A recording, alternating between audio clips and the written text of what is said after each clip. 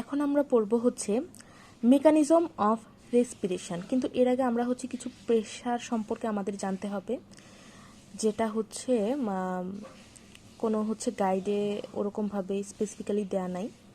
তো আমরা হচ্ছে একটু প্রেশার নিয়ে পড়ি। সবার প্রথমে আমরা পড়ব হচ্ছে ইন্ট্রা অ্যালভিওলার প্রেশার। 1 নম্বরে যেটা রয়েছে ইন্ট্রা অ্যালভিওলার প্রেশার, যার আরেকটা নাম হচ্ছে ইন্ট্রা পালমোনারি প্রেশার। ঠিক আছে, যেটা হচ্ছে অ্যালভিওলার মধ্যকার প্রেশার, অ্যালভিওলাসের মধ্যকার প্রেশার। এখানে হচ্ছে 1 মার্কিং করা রয়েছে, যেখানে হচ্ছে এই যে ইন্ট্রা অ্যালভিওলার প্রেশারটা হচ্ছে কাজ করে। 2 নম্বর হচ্ছে ইন্ট্রা প্লুরাল প্রেশার, যেটা হচ্ছে চেস্ট ওয়াল এবং হচ্ছে প্লুরার মধ্যকার যে প্রেশারটা। ঠিক আছে, এই যে প্লুরা এবং হচ্ছে চেস্ট ওয়ালের মধ্যকার যে প্রেশারটা, এটা হচ্ছে ইন্ট্রা প্লুরাল প্রেশার।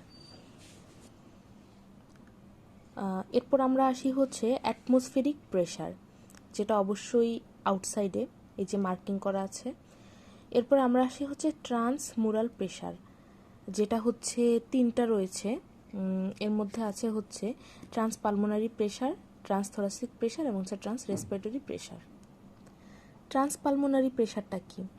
এখানে হচ্ছে ফিগারে মার্কিং করা আছে অ্যালভিওলাসের ভেতরকার, মানে ইনার এবং আউটার অ্যালভিওলির মধ্যে যে প্রেশারটা, সেটা হচ্ছে ট্রান্সপালমোনারি প্রেশার। এরপর হচ্ছে ট্রান্সথোরাসিক প্রেশার, সেটা হচ্ছে অ্যালভিওলি এবং যে থোরাসিক যে ওয়াল, এটার বাহিরের যে প্রেশারটা, মানে হচ্ছে থোরাসিক ওয়ালের মধ্যে যে প্রেশারটা কাজ করে, সেটা হচ্ছে ট্রান্সথোরাসিক প্রেশার। এবং ট্রান্স রেসপিরেটরি যে প্রেশার, মানে ট্রান্স রেসপিরেটরি প্রেশারটা হচ্ছে টোটাল যে respiratory unit, alveoli with total যে চেস্ট ওয়ালের বাউন্ডারি, টোটাল যে প্রেশারটা, সেটা হচ্ছে ট্রান্স রেসপিরেটরি। ইন্সপিরেশনের ক্ষেত্রে ফার্স্টে সিগন্যাল রেসপিরেটরি সেন্টার থেকে ফ্রেনিক নার্ভ এবং ইন্টারকোস্টাল নার্ভের মাধ্যমে ট্রান্সমিশন হয়। ফ্রেনিক নার্ভ ডায়াফ্রামে হচ্ছে সাপ্লাই দেয়। এখন আমরা আসি হচ্ছে মেকানিজম অফ রেসপিরেশন। ইন্সপিরেশনের ক্ষেত্রে ফার্স্টে সিগন্যালটা রেসপিরেটরি সেন্টার থেকে ফ্রেনিক নার্ভ এবং হচ্ছে ইন্টারকোস্টাল নার্ভের মাধ্যমে ট্রান্সমিশন হয়।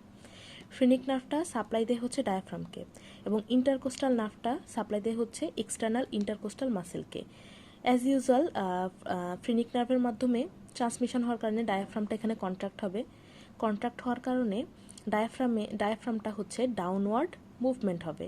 ডাউনওয়ার্ড মুভমেন্টের ফলে কি হয়, চেস্টের যে ভার্টিক্যাল যে ডায়ামিটারটা, ওটা হচ্ছে বেড়ে যাবে। অপরদিকে ইন্টারকোস্টাল নার্ভটা এক্সটার্নাল ইন্টারকোস্টাল মাসেলকে সাপ্লাই দেয়, এটা কন্ট্রাক্ট হবে সিগন্যাল আসার পরে।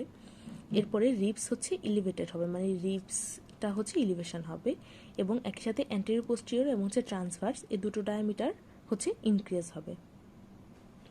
এর নেট ইফেক্ট হিসাবে চেস্ট ওয়ালটা এক্সপান্ড করলো, দুটো ডায়ামিটার, 3টে ডায়ামিটার বাড়ার কারণে চেস্ট ওয়ালটা এক্সপান্ড করলো এবং এখানে 3টা ঘটনা ঘটবে। সেটা হচ্ছে ইন্ট্রাথোরাসিক যে ভলিউমটা, মানে চেস্ট ওয়ালের ভেতরের যে ভলিউমটা, সেটা হচ্ছে বেড়ে যাবে, কিন্তু ইন্ট্রাপ্লুরাল এবং ইন্ট্রা অ্যালভিওলার প্রেশার দুটোই হচ্ছে কমে যাবে। ইন্ট্রাপ্লুরাল প্রেশারটা কমে -5 থেকে -7.5 হবে এবং ইন্ট্রা অ্যালভিওলার প্রেশারটাও নেগেটিভ হয়ে যাবে, 0 থেকে -1 হবে। সে কারণে ভিতরের দিকের দুটো প্রেশার কমে যাওয়ার কারণে তখন এয়ার বাহির থেকে ভেতরের দিকে ঢুকবে, লাংসটা এক্সপান্ড হবে এবং ইন্সপিরেশন হবে। একই সঙ্গে যদি আমি হচ্ছে এক্সপিরেশনের কথা চিন্তা করি, তখন হচ্ছে এক্সপ্রেশনের ক্ষেত্রে রেসপিরেটরি সেন্টার থেকে যে সিগন্যালটা, এটা হচ্ছে কোনো ইম্পালস তৈরি করবে না, তার ফলে ফ্রেনিক নার্ভ এবং হচ্ছে ইন্টারকোস্টাল নার্ভে কোনো হচ্ছে ইম্পালস ট্রান্সমিশন হবে না। এক্ষেত্রে ডায়াফ্রাম এবং হচ্ছে এক্সটার্নাল ইন্টারকোস্টাল যে মাসেল, দুইটাই হচ্ছে রিল্যাক্সেশন হবে। এখানে ডায়াফ্রামের ডাউনওয়ার্ড মুভমেন্ট হয়েছে, এক্সপিরেশনের ক্ষেত্রে ডায়াফ্রামে হবে আপওয়ার্ড মুভমেন্ট এবং রিবসগুলো হচ্ছে এখানে ইলিভেটেড ছিল ইন্সপিরেশনে, এক্সপিরেশনের রিবসগুলো হচ্ছে ডিপ্রেসড হবে। এক্ষেত্রে কি হবে, এখানে 3টে ডায়ামিটার বেড়েছে কিন্তু এক্সপিরেশনে হচ্ছে 3টে ডায়ামিটারই কমবে, ফলে চেস্ট ওয়ালটা হচ্ছে এক্সপান্ড হবে না এবং ইন্ট্রাথোরাসিক যে ভলিউমটা, সেটা হচ্ছে কমে যাবে, কিন্তু ইন্ট্রাপ্লিউরাল প্রেশার এবং হচ্ছে অ্যালভিওলার যে প্রেশার, সেটা হচ্ছে বেড়ে যাবে এবং এখানে হচ্ছে এয়ারটা লাংস থেকে বের হয়ে যাবে এবং এক্সপিরেশন হবে। এখানে একটা ফোর্স কাজ করে বা একটা টেন্ডেন্সি কাজ করে, সেটা হচ্ছে ইলাস্টিক ইলাস্টিক রিকোয়েল টেন্ডেন্সি, এটা ইন্সপিরেশনের জন্য খুবই প্রয়োজন, কারণ এটার কারণে কি করে লাংস সাধারণত এক্সপান্ড হয়ে বসে থাকে না। এটার কারণে চেস্ট ওয়াল থেকে লাংস তার রিকোয়ারমেন্ট অনুযায়ী হচ্ছে নিজেকে কন্ট্রাক্ট করে নিতে পারে বা নিজেকে হচ্ছে চেস্ট ওয়াল থেকে টেনে ধরতে পারে। এটাকে বলা হয় ইলাস্টিসিটি বা ইলাস্টিক রিকোয়েল টেন্ডেন্সি, যেটার কারণে সহজেই এক্সপিরেশন হয় এবং লাংস এক্সপান্ড হয়ে ব্রাস্ট হওয়ার মতন সিচুয়েশন হয় না।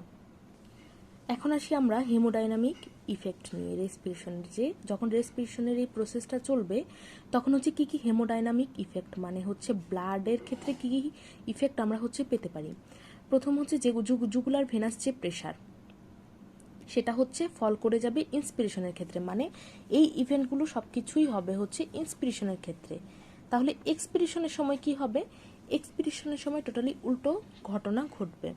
ইন্সপিরেশনের জুগুলার ভেনাস প্রেশারটা ফল করে যাবে, ব্লাড প্রেশারটা ফল করে যাবে, হার্ট রেট বাড়বে এবং যে S2 মানে হচ্ছে সেকেন্ড যে হার্ট সাউন্ডটা সেটা হচ্ছে স্প্লিটিং সাউন্ড শোনা যাবে, মানে সেকেন্ড হার্ট সাউন্ডটা স্প্লিট করবে, কিন্তু এক্সপিরেশনের সময় সেকেন্ড হার্ট সাউন্ডটা সেটা ফিউজ হয়ে যাবে এবং এগুলোর টোটালি বিপরীতধর্মী ঘটনা এক্সপিরেশনে ঘটবে, মানে জেভিপি বেড়ে যাবে, বিপি বেড়ে যাবে এবং হার্ট রেটটা হচ্ছে স্লো ডাউন হয়ে যাবে।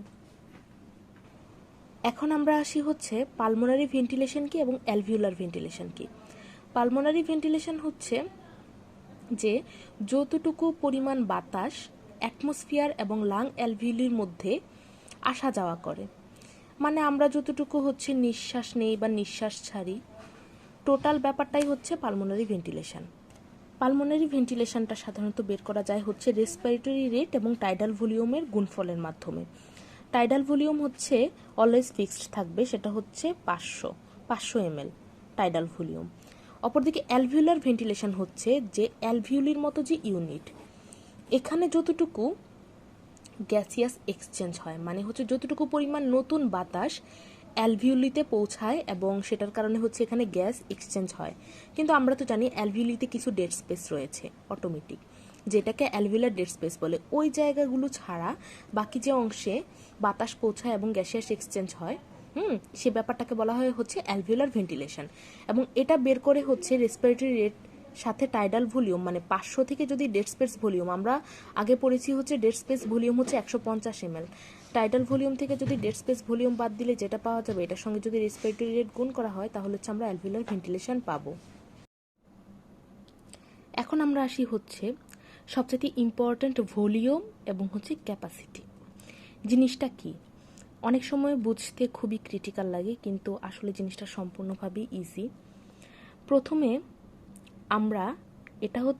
আমরা নর্মালি যে শ্বাস প্রশ্বাস নিই, মানে আমরা কি করি, প্রথমে ধরো তোমরা হচ্ছে আমরা ইন্সপিরেশন নিলাম, একটা নিঃশ্বাস নিলাম, এরপরে এক্সপিরেশনে ছেড়ে দিলাম, এরপরে আবার আমরা ইন্সপিরেশন নিলাম, এরপরে আবার এতটুকু আমরা হচ্ছে এক্সপিরেশনে ছেড়ে দিলাম।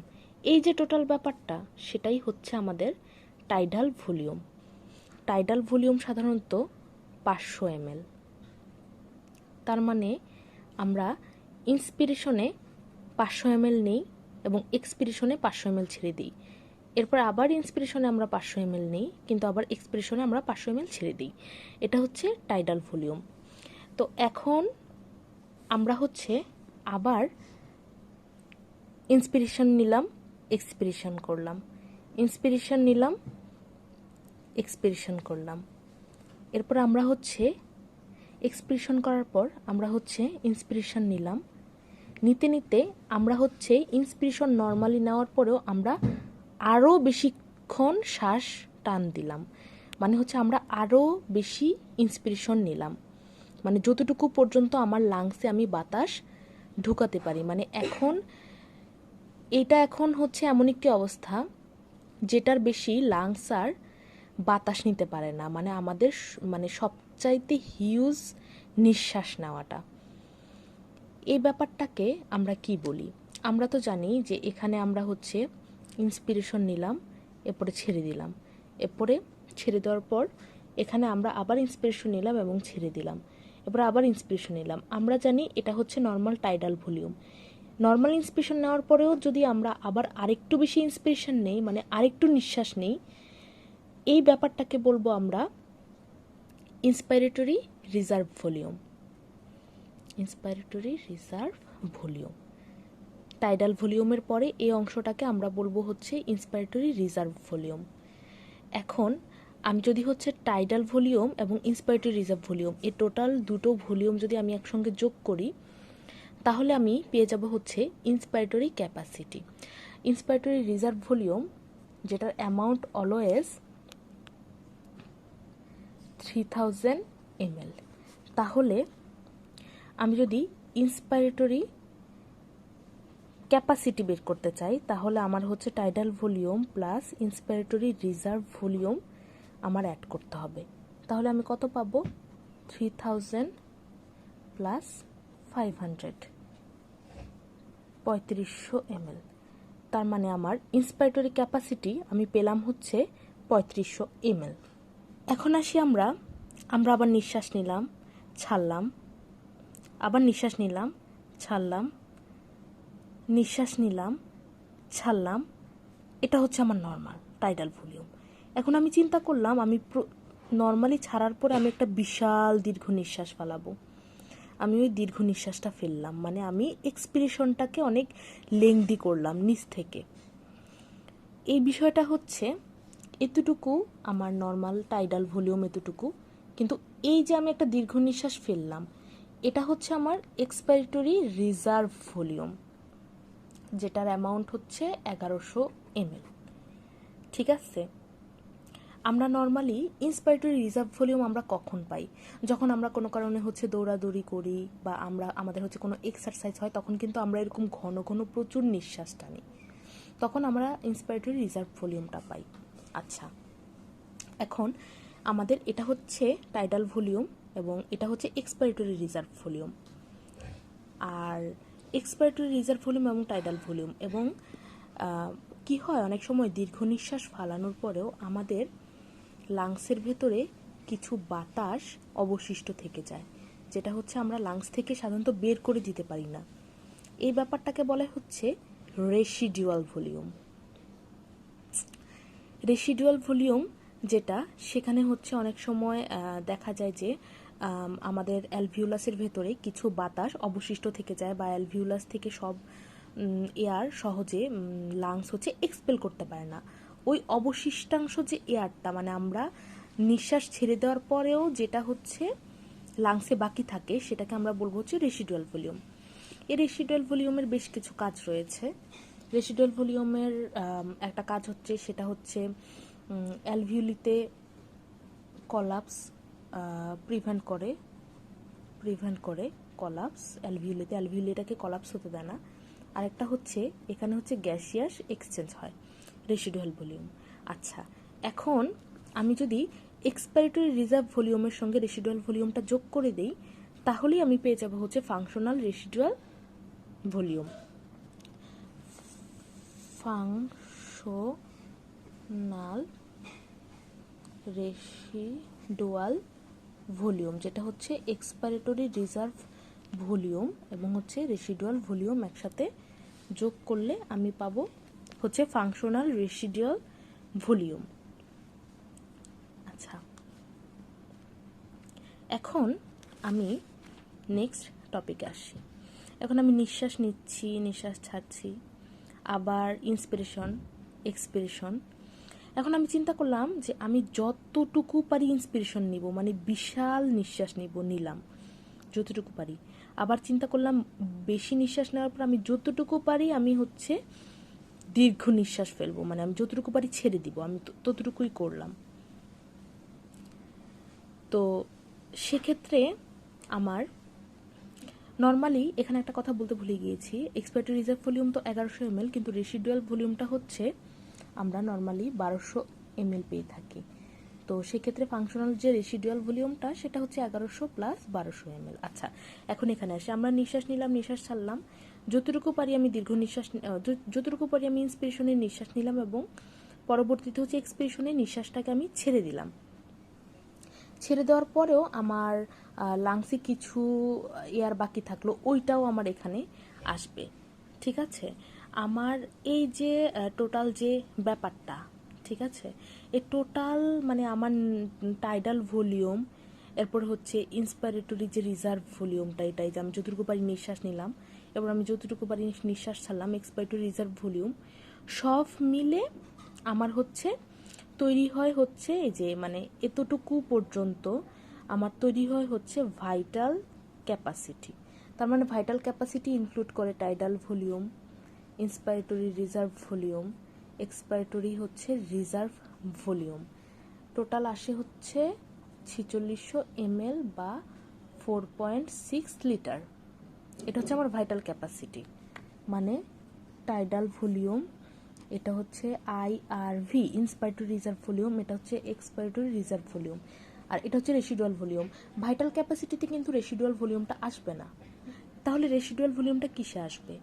রেসিডুয়াল ভলিউমটা যদি আমি যোগ করি, মানে আমার লাংস টোটাল সব বাতাস ছেড়ে দেওয়ার পরেও লাংসে যে বাতাসটা থেকে যায়, এটা সহকারে যদি আমি যোগ করি, তাহলে আমরা পাবো হচ্ছে টোটাল লাং ক্যাপাসিটি, মানে আমার টোটাল যে লাংসটা সেটার কতটুকু ক্যাপাসিটি রয়েছে সেটা আমি পাবো, মানে হচ্ছে টিএলসি, মানে টোটাল লাং ক্যাপাসিটি। এটা কি পাবো? Vital capacity plus residual volume. আমরা তো জানি রেসিডুয়াল ভলিউম 1200 থাকে, কারণ আমরা হচ্ছে এখানে দেখেছি 1200। তাহলে ভাইটাল ক্যাপাসিটি হচ্ছে 4600 এবং রেসিডুয়াল ভলিউম হচ্ছে 1200। টোটাল আমার আসে হচ্ছে 5.8 লিটার। এটা হচ্ছে আমার টোটাল লাং ক্যাপাসিটি। এখানে আরেকটা জিনিস বলি, সেটা হচ্ছে FEV1, মানে forced expiratory volume in first second. বিষয়টা কি? আমার এই যে ভাইটাল যে ক্যাপাসিটি, ঠিক আছে, যতটুকু আমি পেলাম, মানে আমি নিঃশ্বাস নিলাম, নিঃশ্বাস ছাড়লাম, নিঃশ্বাস নিলাম, নিঃশ্বাস ছাড়লাম, বড় করে নিঃশ্বাস নিলাম, বড় করে নিঃশ্বাস ছাড়লাম, এই টোটাল প্রসেসটা আমার 1 সেকেন্ডে যদি আমি কাউন্ট করি, তাহলে আমি যা পাবো সেটা হচ্ছে FEV1, মানে force expiratory volume in first second. Total মানে 1 সেকেন্ডে যদি আমি এটাকে কাউন্ট করি। এটার বিভিন্ন ধরনের ইম্পর্টেন্স আছে। নর্মালি হচ্ছে সাধারণত কোনো পেশেন্টের যদি অবস্ট্রাকটিভ এয়ারওয়ে ডিজিজ থাকে, মানে টোটাল রেসপিরেটরি ট্র্যাক্টটা যদি অবস্ট্রাকশন হয়ে যায় কোনো কারণে, তখন হচ্ছে তার এই ভাইটাল ক্যাপাসিটিটা ঠিক থাকে না। সে ঠিকভাবে নিঃশ্বাসও নিতে পারে না, দীর্ঘ নিঃশ্বাসও নিতে পারে না, ঠিকভাবে ছাড়তেও পারে না অবস্ট্রাকশনের কারণে। তখন FEV1টা হচ্ছে হয় কমে যায়, না হয় বেড়ে যায়। এক্সামে মাঝে মাঝে আসে যে ভাইটাল ক্যাপাসিটি যেটা কিছু কিছু ফ্যাক্টরের উপর ডিপেন্ড করে, সেই ফ্যাক্টরগুলো, তো সেটা হচ্ছে বইয়ে খুব সুন্দরভাবে দেওয়া আছে। যেমন হচ্ছে এয়ারওয়ে রেজিস্ট্যান্স, যদি হচ্ছে রেজিস্ট্যান্স বেশি থাকে ভাইটাল ক্যাপাসিটি কমে যাবে। ঠিক তেমনি posture, anatomical build, age, sex, surface area এবং হচ্ছে বিভিন্ন ধরনের ডিজিজ কন্ডিশন, এতে হচ্ছে ভাইটাল ক্যাপাসিটির বিভিন্নভাবে পরিবর্তন হয়। এখন আমরা দেখব হচ্ছে লাং কমপ্লায়েন্স জিনিসটা কি। ধরলাম আমার লাংসের নর্মাল সাইজ এটা, আমি যখন নিঃশ্বাস নিব বা ইন্সপিরেশন হবে, তখন আমার লাংসটা কিন্তু বড় হয়ে এরকম হবে। এখন দেখলাম যে ইন্সপিরেশনের পরে আমার লাংসটা এরকমই রইল, সেক্ষেত্রে আমার লাংসটার এরকম হওয়ার কথা ছিল, এরকম হলো না, কিন্তু আমার লাংসটা এমন থাকলো। আবার যখন আমি এক্সপিরেশন হবে আমার, তখন লাংসের সাইজটা এমন হয়ে যাওয়ার কথা এক্সপিরেশনের পরে, কিন্তু দেখা গেল লাংসের সাইজটা কমে এতটুকু হয়ে গেল। সেক্ষেত্রেও আমার হচ্ছে নর্মাল যে সাইজটা মেনটেন করার কথা আফটার এক্সপিরেশন, সেটা হচ্ছে আমার মেনটেন হলো না। এই টোটাল ব্যাপারটা সাধারণত লাং কমপ্লায়েন্সের মাধ্যমে বর্ণনা করা হয়। কমপ্লায়েন্স হচ্ছে লাংয়ের এমন একটা ক্ষমতা যেটার কারণে লাংস হচ্ছে ওই রকম একটা স্টেজ পর্যন্ত এক্সপান্ড হয় যখন প্রেশার বাড়ে লাংসের ভেতরে। এই প্রেশার বলতে আমরা বুঝাই হচ্ছে ট্রান্সপালমোনারি যে প্রেশারটা, বা ইন্সপিরেশনের সময় যে প্রেশারগুলো সাধারণত কাজ করে। লাংস যদি ওইভাবে এক্সপান্ড না করতে পারে, তাহলে আমরা ধরে নিব সেই লাংসের কমপ্লায়েন্স কম। এখন আমরা জানি যে লাংস যে কমপ্লায়েন্স, এই কমপ্লায়েন্সের সঙ্গে ইলাস্টিসিটির একটি সম্পর্ক রয়েছে। মানে ইলাস্টিসিটি যত বেশি হয়, লাংসের কমপ্লায়েন্স তত কম হয়। তার মানে এটা হচ্ছে প্রপোর্শনেট না, ডিসপ্রপোর্শনেট টু ইলাস্টিসিটি। মানে লাংস যত বেশি ইলাস্টিক হয় তত বেশি লাংস কম এক্সপান্ড করতে পারে, এরকম চুপসে যায়। তাই ইলাস্টিসিটি বেশি হলে কমপ্লায়েন্স কম হবে, ইলাস্টিসিটি কম হলে কমপ্লায়েন্স বেশি হবে। এখন আমরা অবস্ট্রাকটিভ এয়ারওয়ে ডিজিজ এবং হচ্ছে রেস্ট্রিকটিভ এয়ারওয়ে ডিজিজের মধ্যে পার্থক্য পড়ব, কিন্তু এর আগে এই দুটোর সঙ্গে কমপ্লায়েন্সের সম্পর্কটা আমরা একটু দেখি। অবস্ট্রাকটিভ এয়ারওয়ে ডিজিজে তার মানে হচ্ছে এয়ারওয়েটা অবস্ট্রাকশন রয়েছে, সেক্ষেত্রে এয়ারওয়েটা রেজিস্ট্যান্ট থাকে অনেক বেশি। রেজিস্ট্যান্ট মানে হচ্ছে বাধা, মানে আমার অবস্ট্রাকটিভ এয়ারওয়ে ডিজিজে রেজিস্ট্যান্ট অনেক বেশি পরিমাণে থাকে, ঠিক আছে। তো সেক্ষেত্রে কি হয়, লাংস কমপ্লায়েন্স মানে এয়ারওয়ে যেহেতু রেজিস্ট্যান্ট থাকে, সেক্ষেত্রে কিন্তু আমার এয়ারওয়েতে তেমন বেশি ইলাস্টিসিটি কাজ করতে পারছে না। সেক্ষেত্রে আমার কি হয়, অবস্ট্রাকটিভ এয়ারওয়ে ডিজিজে লাংস যে কমপ্লায়েন্সটা সেটা বেশি থাকে, অপরদিকে ইলাস্টিসিটি কম থাকে। কিন্তু রেস্ট্রিকটিভ যে এয়ারওয়ে ডিজিজ, এখানে কি হয়, লাংসের যে ইলাস্টিসিটি, ঠিক আছে, আচ্ছা এটা হচ্ছে কমপ্লায়েন্স এবং এটা হচ্ছে ইলাস্টিসিটি। রেস্ট্রিকটিভ এয়ারওয়ে ডিজিজে লাংসের যে কমপ্লায়েন্সটা সেটা হচ্ছে কমে যায়, কারণ কি, কারণ হচ্ছে লাংসের যে ইলাস্টিসিটি সেটা বেড়ে যায়। আমরা এখানে পড়েছি যে এটা ডিসপ্রপোর্শনেট। তো অবস্ট্রাকটিভ এবং রেস্ট্রিকটিভ এয়ারওয়ে ডিজিজের মধ্যে পার্থক্য হচ্ছে এখানে কমপ্লায়েন্স বাড়ে, ইলাস্টিসিটি কমে, এখানে কমপ্লায়েন্স কমে, ইলাস্টিসিটি বাড়ে।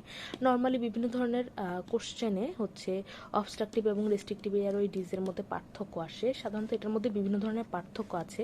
এর মধ্যে প্রথম পার্থক্য হচ্ছে যে FEV1 এখানে টেস্ট করা হয়। টেস্ট করা হলে আমরা কি পাই, FEV1 আমরা জানি যে ভাইটাল ক্যাপাসিটির যে অংশটুকু 1 সেকেন্ড আমরা বের করে দিই। তো অবস্ট্রাকটিভ এয়ারওয়ে ডিজিজ যেহেতু অবস্ট্রাকশন আছে, সেহেতু হচ্ছে আমরা ঠিকভাবে নিঃশ্বাস নিতে পারবো না বা ফেলতে পারবো না, সেক্ষেত্রে FEV1টা হচ্ছে ডিক্রিজড হয়ে যায়।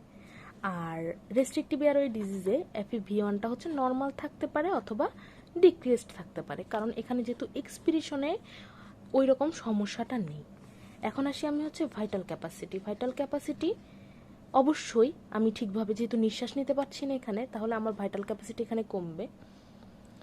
আর রেস্ট্রিকটিভে আমার ভাইটাল ক্যাপাসিটি কমবে।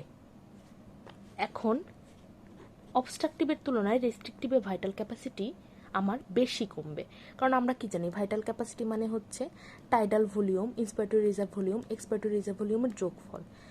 তো আমার রেস্ট্রিকটিভের ক্ষেত্রে আমার হচ্ছে লাংসটাই রেস্ট্রিকশন হয়ে গেছে, কারণ ইলাস্টিক রিকল টেন্ডেন্সির জন্য লাংসটা এক্সপান্ড হতে পারছে না।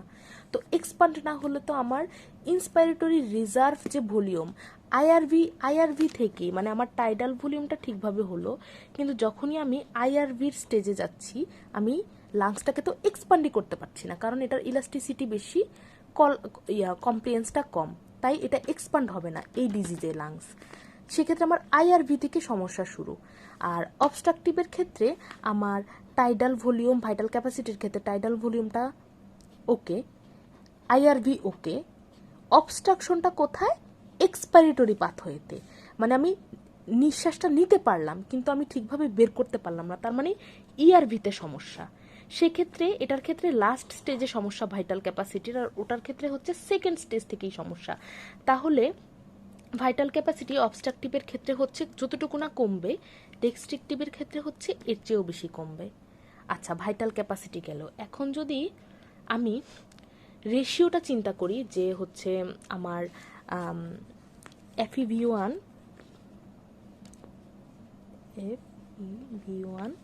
ডিভাইড বাই FVC যে রেশিও, তাইলে আমি কি দেখব, তাইলে এটার ক্ষেত্রে হচ্ছে কমবে, কারণ FEV1 উপরে হচ্ছে বড়, মানে হর বড় লব ছোট হলে তো এটা হচ্ছে ডিক্রিজ অ্যামাউন্টই পাবো, কিন্তু এখানের ক্ষেত্রে উপরে নর্মাল অথবা ছোট, আর নিচের অ্যামাউন্টটা হচ্ছে ছোট, মানে নিচের হচ্ছে লব বড়।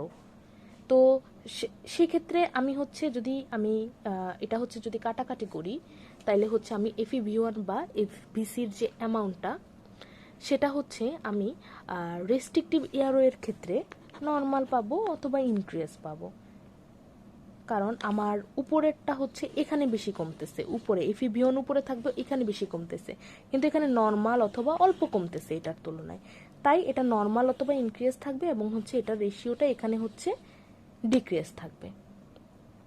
এছাড়াও আরও টোটাল যে লাং ক্যাপাসিটি প্লাস রেসিডুয়াল যে ভলিউম, দুটোই হচ্ছে অবস্ট্রাকটিভের ক্ষেত্রে বাড়বে, কিন্তু হচ্ছে রেস্ট্রিকটিভের ক্ষেত্রে কমবে। কারণ টোটাল লাং ক্যাপাসিটিতেও আইআরভির স্টেজ থেকে সমস্যা শুরু হবে এখানে, তাই এটাতে হচ্ছে কমবে, দুটোই। আচ্ছা, ঠিক আছে। এখন আমরা পড়ব হচ্ছে সারফেক্টেন্ট কি।